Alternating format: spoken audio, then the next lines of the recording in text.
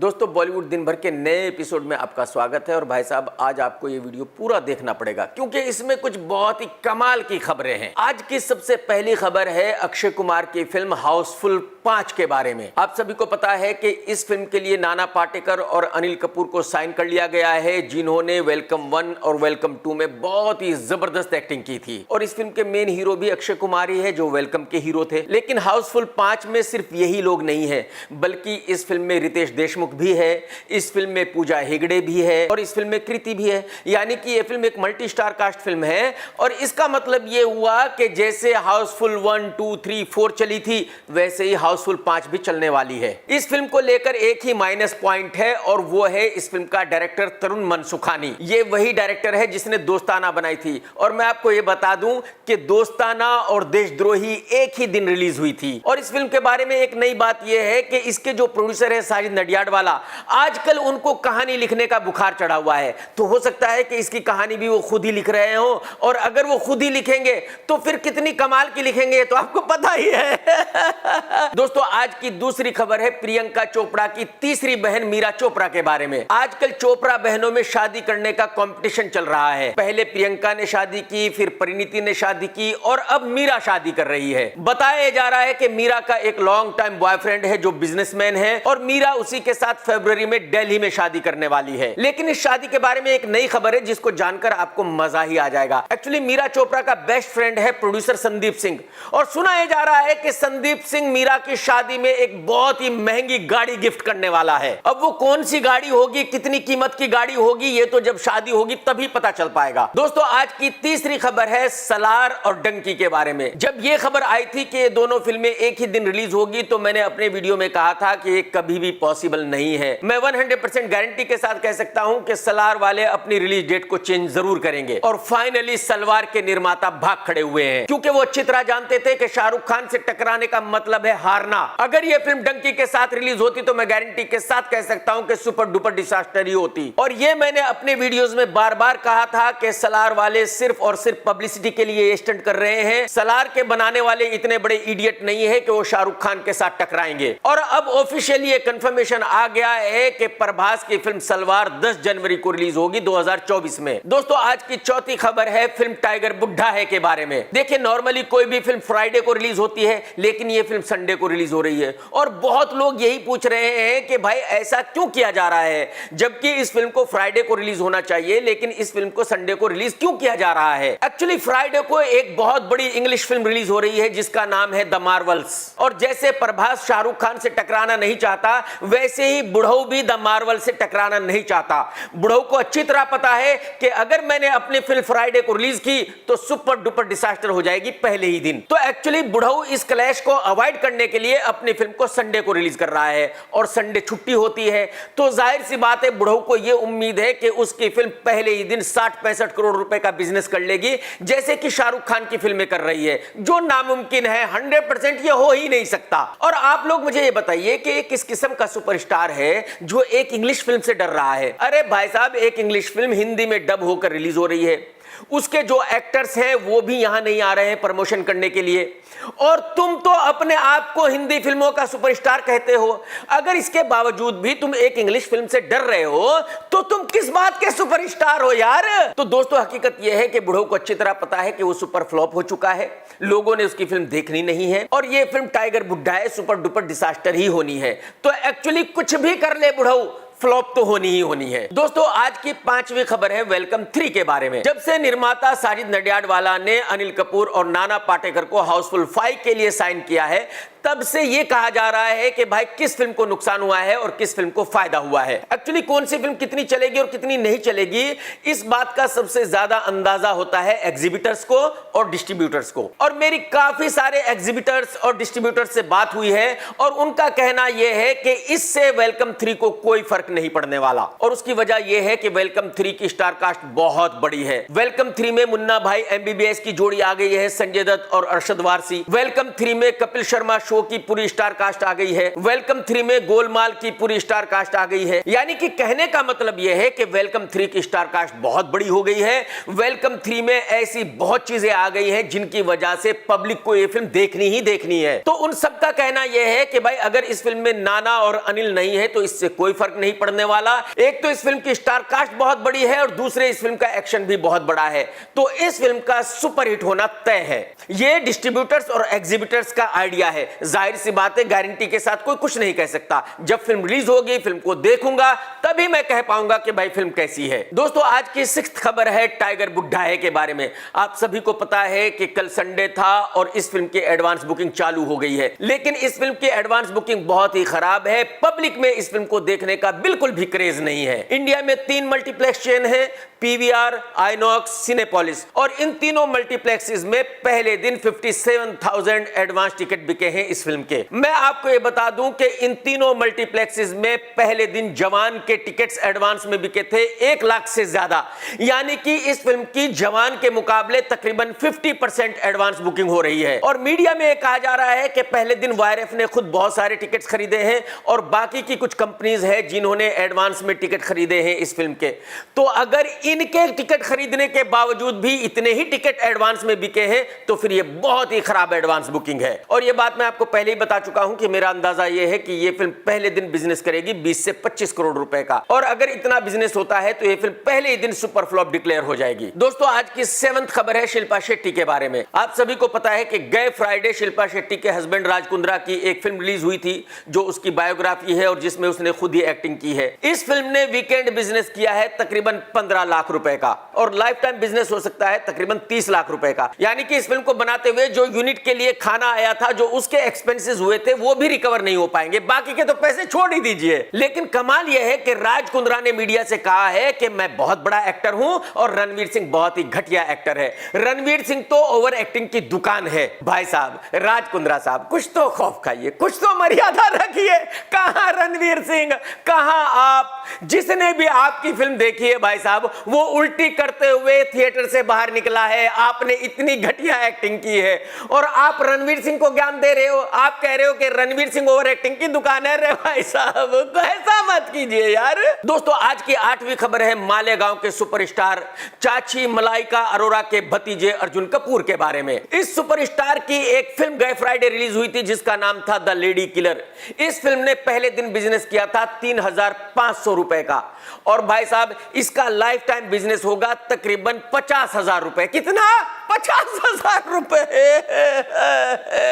अर्जुन भाई, ये क्या हो रहा है आपके साथ यार? अर्जुन भाई, याद है आपकी फिल्म की एंड कार रिलीज हुई थी और मैं आपके घर पर बैठा हुआ था और आपने मुझे कहा था कि मेरी फिल्म सुपर डुपर ब्लॉकबस्टर हो चुकी है। इसका मतलब यह है कि पब्लिक लौंडे को देखना चाहती है।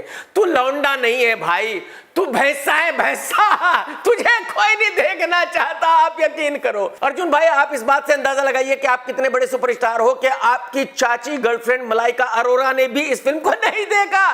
बाकी पब्लिक की तो बात ही छोड़ दीजिए। तो दोस्तों, कहने का मतलब यह है कि इसी फिल्म के साथ अर्जुन कपूर का कैरियर पूरी तरह समाप्त हो चुका है।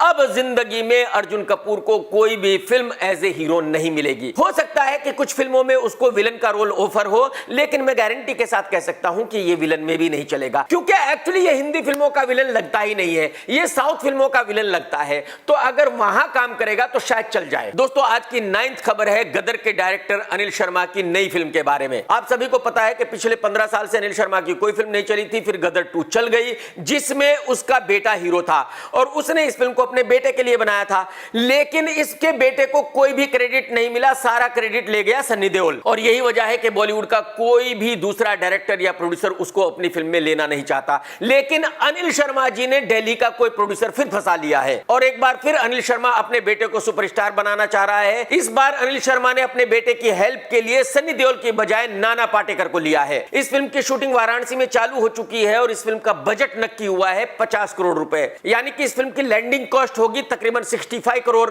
और इस फिल्म की रिकवरी है 5 करोड़, यानी कि सीधा सीधा 60 करोड़ रुपए का नुकसान होगा। लेकिन शर्मा साहब के घर से कुछ नहीं जाने वाला। शर्मा साहब की जेब से कुछ नहीं जा रहा है।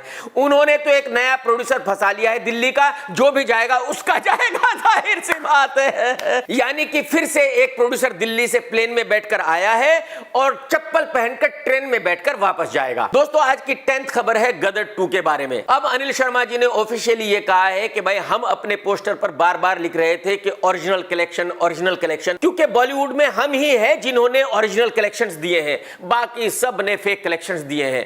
वो करण जौहर हो, वो शाहरुख खान हो, वो कोई भी हो। इसका मतलब ये हुआ कि बॉलीवुड में एक धर्मात्मा आदमी सिर्फ अनिल शर्मा साहब है, बाकी सब चोर है। अरे भाई साहब माफ कर दीजिए शर्मा साहब, आप शर्मा है, पंडित है, उसके बावजूद भी इतना बड़ा झूठ, कुछ तो खौफ खाइए भाईजान। दोस्तों एक कहावत है कि चोर को जोर जोर से चिल्लाकर कहना पड़ता है कि मैं चोर नहीं हूं, मैं चोर नहीं हूं, मैं चोर नहीं हूं। और बस ऐसा ही कुछ गदर 2 के बनाने वालों के साथ हुआ। वो भी बार बार पोस्टर बना रहे थे और लिख रहे थे कि हमारे कलेक्शंस ओरिजिनल है। हकीकत यह है कि गदर 2 का ओरिजिनल बिजनेस है तकरीबन 350 करोड़ रुपए, जिसको तकरीबन 525 करोड़ रुपए बताया गया है। और उसकी वजह यह है कि पिछले 4 साल से जी वालों की कोई फिल्म हिट नहीं हुई थी। जब गदर 2 हिट हो रही थी तो जाहिर सी बात है उनको ज्यादा से ज्यादा फेक कलेक्शंस देने थे अपने शेयर की वैल्यू बढ़ाने के लिए। आप सभी को पता है कि जी पब्लिक शेयर होल्डिंग कंपनी है, तो जाहिर सी बात है शेयर की वैल्यू ज्यादा होगी तो कंपनी चलेगी, शेयर की वैल्यू नीचे जाएगी तो कंपनी बंद हो जाएगी। और यह भी आप सभी जानते हैं कि जी की हालत यह है कि कभी भी बंद हो सकती है। तो जाहिर सी बात है उनके पास इसके अलावा और कोई चारा नहीं था कि वो ज्यादा से ज्यादा फेक कलेक्शंस दे। और ऐसा ही कुछ अनिल शर्मा साहब के साथ था। उनकी भी पिछले 15 साल से कोई फिल्म हिट नहीं हुई थी, तो जाहिर सी बात है उनके पास यही एक चांस था कि वो गदर 2 को 500 करोड़ क्लब फिल्म में ले जाएं। ऐसा ही कुछ सन्नी देओल साहब की कहानी थी। पिछले 10 साल से सन्नी की भी कोई फिल्म नहीं चली थी, तो जाहिर सी बात है सन्नी भी ये चाह रहा था कि उसकी फिल्म को ब्लॉकबस्टर घोषित कर दिया जाए तो उसको फायदा होगा। और हकीकत में उस फिल्म से सन्नी को काफी फायदा हुआ है। सन्नी को 3-4 फिल्में मिल गई है। तो एक्चुअली जो गदर 2 की पूरी टीम थी वो सुपर फ्लॉप थी, तो उनके पास इसके अलावा और कोई चारा नहीं था कि वो ज्यादा से ज्यादा फेक कलेक्शंस दे और अपनी फिल्म को ब्लॉकबस्टर घोषित करे। तो हकीकत यह है कि गदर 2 ही बॉलीवुड की वो फिल्म है जिसके सबसे ज्यादा फेक कलेक्शंस बताए गए हैं। दोस्तों आज की 11th खबर है एल लग गए, विश बेचता है यादव के बारे में। आप सभी को पता है कि नोएडा के एक पुलिस थाने में एक FIR दर्ज हुई है जिसमें विश यादव का नाम है और यह कहा जा रहा है कि भाई ये लड़का सांप पालता है और सांपों का जहर पार्टियों में बेचकर करोड़ों रुपए कमाता है। लेकिन विश यादव कह रहा है कि मैं बिल्कुल बेकसूर हूं, मैं ऐसा कुछ नहीं करता, मैं तो सांपों के साथ ऐसे ही फोटो खिंचवाता रहता हूं शौक में। और कमाल देखिए कि रूलिंग पार्टी इस लड़के को फुल सपोर्ट कर रही है। नोएडा में जिस पुलिस वाले ने विश यादव का नाम FIR में दर्ज किया था उसको सस्पेंड कर दिया गया है। और विश यादव खुलेआम एक मिनिस्टर लेडी को धमकी दे रहा है और कह रहा है कि मैं इसको छोड़ूंगा नहीं, मैं इस पर मानहानि का केस करूंगा। यहां यह कहावत बिल्कुल 100% फिट होती है कि उल्टा चोर कोतवाल को डांटे। और भाई साहब मेनका जी एक बहुत बड़ी हस्ती है, 5 बार की MP है और मिनिस्टर है, इसके बावजूद विश यादव खुलेआम मेनका जी को धमकी दे रहा है और रूलिंग पार्टी इस विश यादव को सपोर्ट कर रही है, अपनी मिनिस्टर को सपोर्ट नहीं कर रही है। आप अंदाजा लगाइए ये किस तरह की राजनीति है भाई साहब, और ये कौन सा वक्त आ गया है हिंदुस्तान में। दोस्तों आज की 12th खबर है SRK की फिल्म डंकी के बारे में। बहुत सारे लोग ये कह रहे हैं कि यार ये फिल्म फ्लॉप हो सकती है, और उसकी वजह यह है, लोगों का यह कहना है कि भाई इस फिल्म में 2 बहुत बड़े सुपर डुपर फ्लॉप एक्टर्स हैं, एक है पेप्सी पन्नू और एक है मालेगांव का सुपरस्टार कल्लू भाई। तो लोगों का कहना यह है कि भाई राजू हिरानी को अपनी फिल्म में इन पनौती एक्टरों को लेने की क्या जरूरत आन पड़ी थी, और यही वजह है कि बहुत सारे लोग डर रहे हैं और उनका कहना यह है कि यार कहीं इन 2 पनौती एक्टरों की वजह से ये फिल्म फ्लॉप ना हो जाए। लेकिन मेरा पर्सनली ऐसा मानना है कि इन दोनों पनौतियों से कोई फर्क नहीं पड़ने वाला। शाहरुख खान का स्टारडम आज की तारीख में बहुत ही बड़ा है, शाहरुख खान का क्रेज बहुत ही जबरदस्त है, और जो इस फिल्म का डायरेक्टर है राजू हिरानी वो बहुत ही कमाल का डायरेक्टर है, वो खराब फिल्म बना ही नहीं सकता। तो मुझे ऐसा लगता है कि पेप्सी पन्नू पनौती और कल्लू भाई पनौती के होने के बावजूद भी ये फिल्म फ्लॉप नहीं होगी, ये फिल्म हिट ही होगी। दोस्तों आज की 13th खबर भी विश यादव के बारे में है। आप सभी को पता है कि आज की तारीख में विश यादव मीडिया में छाया हुआ है। बताया जा रहा है कि भाई विश यादव विश का धंधा करता है, लेकिन इसी दौरान बिग बॉस वालों ने विश यादव को अपने शो पर बुलाया। TRP चाहिए सबको भाई, तो जाहिर सी बात है इनको पता था कि अगर अभी इसको बुलाएंगे, ये आज की तारीख में न्यूज में है, तो अपने शो को भी टीआरपी मिलेगी। तो इसी बीच विश यादव बिग बॉस के स्टेज पर आया और कुछ और थोड़ी टीआरपी लेकर चला गया। दोस्तों, आज की 14th खबर भी फिल्म डंकी के बारे में है। आप सभी ने डंकी का टीजर देखा होगा। जो टीजर में पहला ही सीन दिखाया गया है, बताया जा रहा है कि वो सीन एमी विर्क की एक फिल्म से कॉपी किया गया है जिसका नाम है आजा मैक्सिको चलिए। पहले भी ऐसी कई खबरें आई है कि ये फिल्म उस फिल्म की कॉपी है, उस फिल्म की कॉपी है, वहां से कहानी चुराई गई है।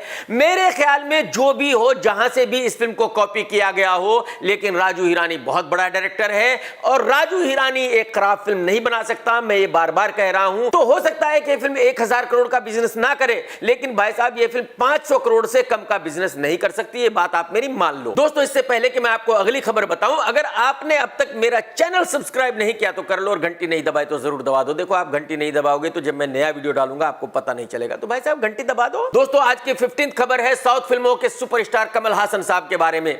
उनकी एक फिल्म आने वाली है इंडियन 2। जो इंडियन फिल्म थी वो बहुत बड़ी ब्लॉकबस्टर थी और बहुत अच्छी फिल्म थी। और अब बताया जा रहा है कि कमल हासन साहब ने इंडियन 2 के लिए 150 करोड़ रुपए चार्ज किए हैं। कितने?